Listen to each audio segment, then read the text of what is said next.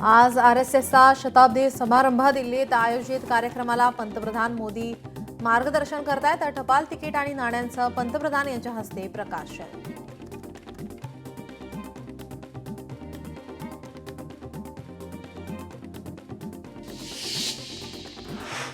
केंद्रीय गृहमंत्री अमित शहा महाराष्ट्र दौऱ्यावर. 5 ऑक्टोबरला अहिल्यानगर दौऱ्यावर. 3 विविध कार्यक्रमांना अमित शहा लावणार हजेरी. वंदे मातरम गीताला 7 नोव्हेंबरला 150 वर्ष पूर्ण होणार. राज्यात सार्ध शताब्दी महोत्सव साजरा करण्याचे नियोजन. वंदे मातरम गीताचे प्रत्येक तालुक्यात होणार समूह गान. मुख्यमंत्र्यांच्या हस्ते वंदे मातरम गीताच्या बोधचिन्हाचं अनावरण होणार.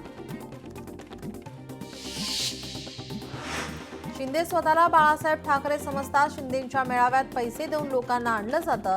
दिल्लीत थैल्या अर्पण करणार तोपर्यंत शिंदेंचा पक्ष. संजय राऊतांची उपमुख्यमंत्री शिंदेंवर टीका. उद्धव ठाकरेंच्या उद्याच्या भाषणातून युतीचं उत्तर मिळेल. खासदार संजय राऊत यांची माहिती.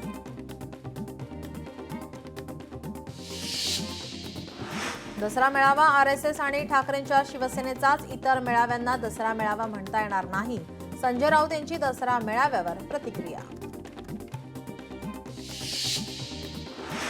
ठाकरेंच्या दसरा मेळाव्याचं नियोजनही 63 कोटींच्या घरात असणार.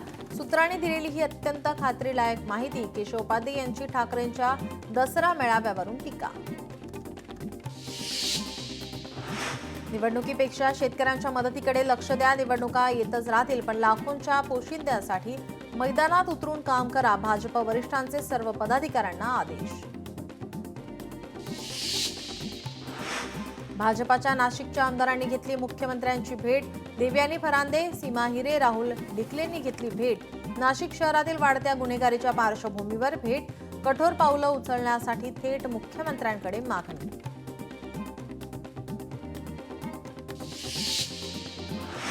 ताडोबा व्याघ्र प्रकल्प पर्यटनासाठी आजपासून सुरू. वाढीव तिकीट दरावरून प्रवेशाला आडकाठी. वाढलेल्या तिकिटांचा मुद्दा घेत खासदार प्रतिभा धानोरकर यांची आंदोलनाची भूमिका.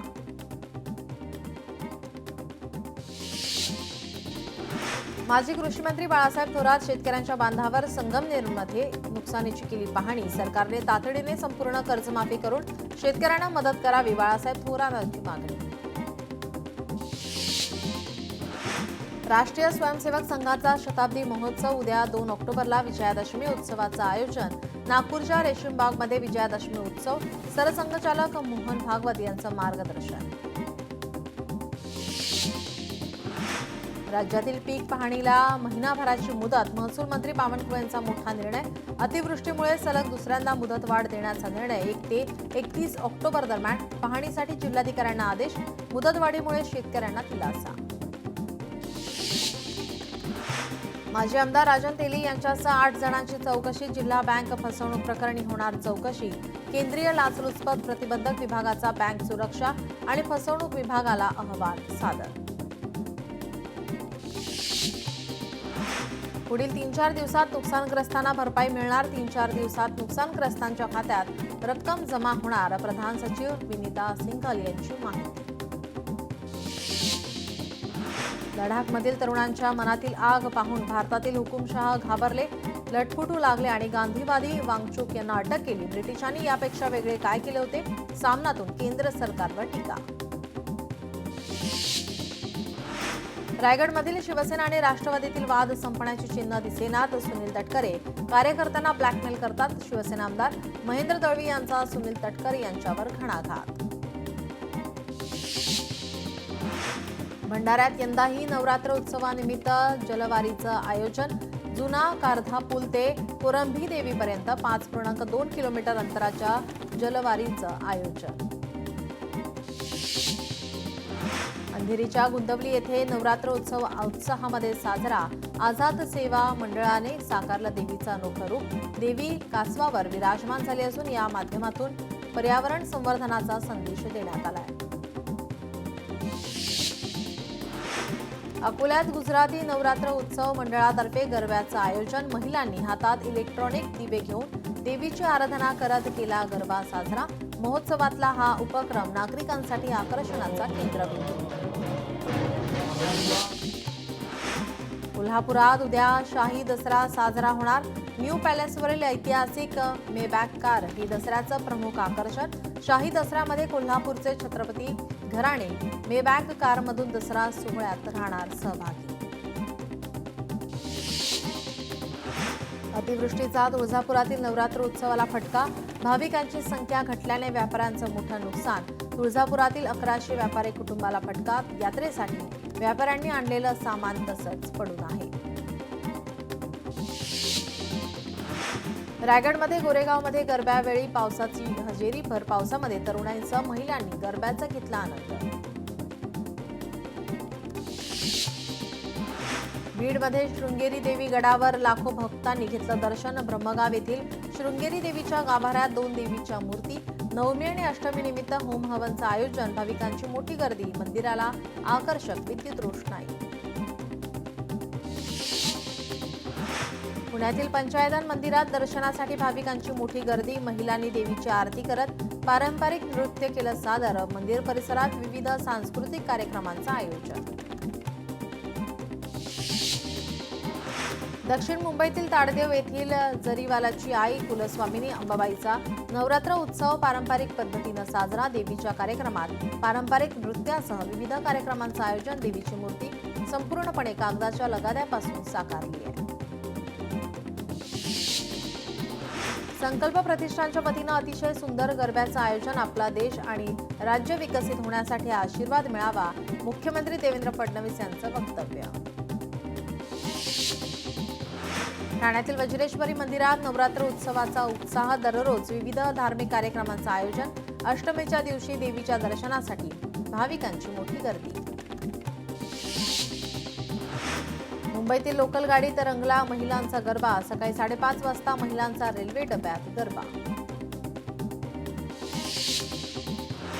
कोल्हापुरात अंबाबाई देवीच्या नगर प्रदक्षिणेमध्ये झळकले कोल्हापुरातील प्रश्न लवकर सुटावे यासाठी कोल्हापूरकरांचा आई अंबाबाईला साकडं. प्रदक्षिणेत खराब रस्ते, पाणी स्वच्छतेसह आरोग्य व्यवस्थेकडे लक्ष वेधणारे फलक.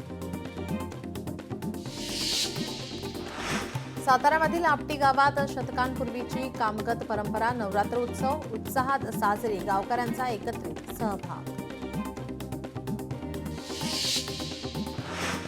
साताऱ्यातील अजिंक्य नवरात्र उत्सव मंडळाची पूरग्रस्तांना मदत. रोख रक्कम, ज्वारी, गहू, साड्या जिल्हाधिकाऱ्यांकडे मदत म्हणून सुपूर्द. नाम फाउंडेशनकडून सोलापुरातील पूरग्रस्त मोहोळ तालुक्यात मदतीचा हात. अनेक गावांमध्ये जीवनावश्यक किटचं वाटप. पूरग्रस्त 86 गावांमध्ये स्वच्छता केली जाणार. पुरामुळे मराठवाड्यात महावितरणला 33 कोटींचा फटका. पुरामुळे 910 विद्युत डीपी आणि तब्बल 9720 खांबांचं मोठं नुकसान. पाणी ओसरल्यानंतर युद्ध पातळीवर देखभाल दुरुस्तीची कामे सुरू. राज्यात यंदा पाऊस डिसेंबरपर्यंत राहण्याची शक्यता. सरासरीपेक्षा अधिक पावसाची शक्यता. हवामान खात्याने डिसेंबरपर्यंत वर्तवला पावसाचा अंदाज. बंगालच्या उपसागरात पुन्हा कमी दाबाचा पट्टा तयार. यंदाचा मान्सून ठरला घातक. अतिवृष्टी आणि पुरामुळे देशात 1528 जणांचा मृत्यू. मध्य प्रदेश, हिमाचल प्रदेश आणि महाराष्ट्र ही राज्ये सर्वाधिक प्रभावित. अतिवृष्टीमुळे 935 तर वीज कोसळून आणि मेघगर्जनेसारख्या घटनांमुळे 570 जणांचा मृत्यू. नंदुरबारमध्ये कवळीत परिसरात बोगस फवारणी औषधांमुळे शेतकऱ्यांचं लाखोंचं नुकसान. 3 एकर मिरची पिकाचं नुकसान. बोगस औषधांवर नियंत्रण ठेवण्याची शेतकऱ्यांची मागणी. नंदुरबारमध्ये मुसळधार पाऊस. यामुळे 543 हेक्टर क्षेत्रावरील पिकांचं नुकसान. अनेक लहान मोठ्या नदी नाल्यांना पूर आल्याने 28 गावं बाधित. नदीकाठच्या गावांना सतर्कतेचा इशारा. भंडाऱ्याच्या मोहाडी तालुक्यात धान पिकावर तूड तुळ्याची लागण. प्रशासनाने तात्काळ पंचनामे करत नुकसान भरपाई देण्याची शेतकऱ्यांची मागणी. ऐन दसऱ्याच्या तोंडावर फुलं महागली. फुलांचे दर 100 पार. पावसामुळे फुलांच्या उत्पादनात घट. अतिवृष्टीच्या फुलांच्या बागेला फटका. अतिवृष्टीमुळे मराठवाड्यातील सोयाबीन आणि कापूस पिकांचं 10,000 कोटींचं नुकसानीचे पंचनामे सुरू असून शासनाकडून लवकरच मदत मिळेल, कृषी विभागाचं आश्वासन.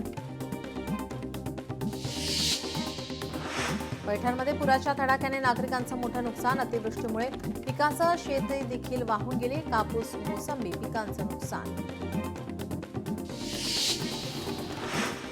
पैठणमध्ये पुराचं पाणी व्यापाऱ्यांच्या दुकानात शिरल्याने व्यापाऱ्यांचं मोठं नुकसान. व्यापारी महासंघाचे अध्यक्ष संजय कांकरिया यांनी नुकसानग्रस्त व्यापाऱ्यांशी संवाद साधत नुकसानीची केली पाहणी.